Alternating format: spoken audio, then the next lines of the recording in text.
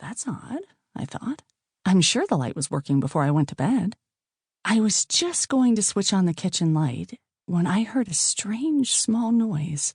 It seemed to be coming from the freezer compartment. I put my ear next to the ice cube tray and listened very hard. There it was again, a muffled, fluttery kind of puffing with a whiffle at the end. Flutter, puff, whiffle.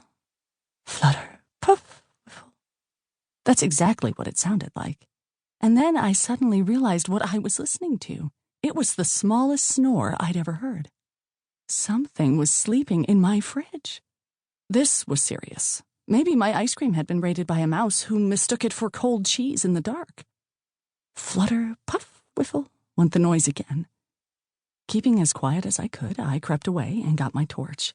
I'll surprise whatever it is, I thought, and if it's been eating my ice cream, there'll be trouble.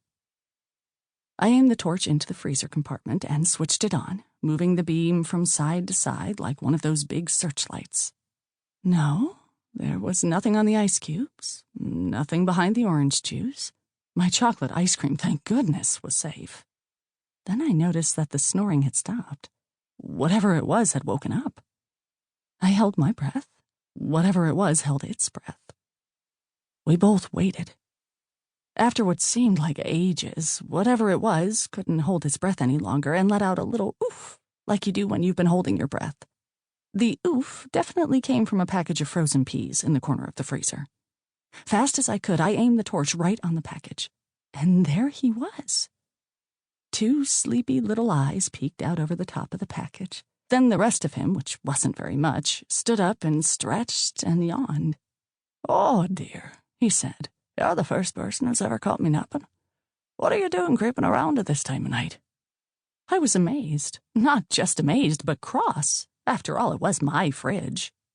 "Just a minute," I said.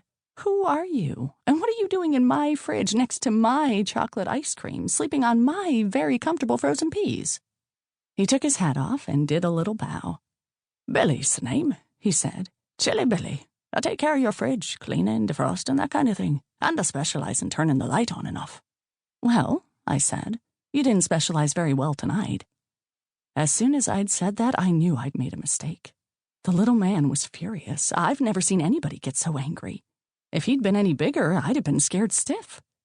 He slid down the frozen pea package like a champion skier, marched up to the very edge of the freezer compartment, stood on the tips of his big boots, and stuck his angry little face into mine. "You've got a nerve," he said. "I've been working non-stop for 18 hours. I repaired a leak in the yogurt carton. I tidied up the freezer compartment, which you left in a dreadful mess. I polished all the ice cubes. I put the top back in a milk bottle. I cleaned all the shelves. I'm worn out, and I deserve 40 winks, or 50 winks, come to that." "Oh," I said, not being able to think of anything else. "And another thing," said Billy. "What are you doing out of bed at this time of night? It's disgraceful." I decided that I liked this fierce little man, even though he was angry with me. "Well," I said, "I thought perhaps a lick or 2 of ice cream would be a comforting thing to have. Would you like some?" He stood there for a moment and thought about whether he was still cross with me or not. "Well, all right," he said at last. "I forgive you, but don't say mean things to me again. It's not easy being small and chilly, and I work very hard in here. And a fellow doesn't like being woken up in the middle of the night and shouted at by someone who hasn't even got his shoes on." I said how sorry I was, and then he gave me a wink and a little smile. "Here," he said, and pushed the ice cream over to me. "Be my guest." And so that night, while I was having a lick or 2 of ice cream, Chilly Billy sat on the side of the dish and told me about himself and some of his adventures. And we became friends, and he said I could tell you about his adventures.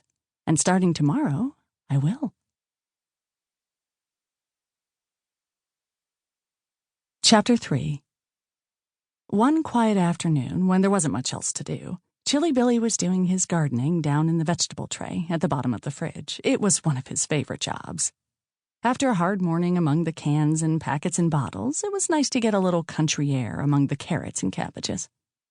He'd just finished putting some fresh, fat asparagus in a neat stack and sat down next to the lettuce to catch his breath. All of a sudden, he got that funny feeling you get when you know someone's looking at you, but you can't see anybody. He got up and looked behind.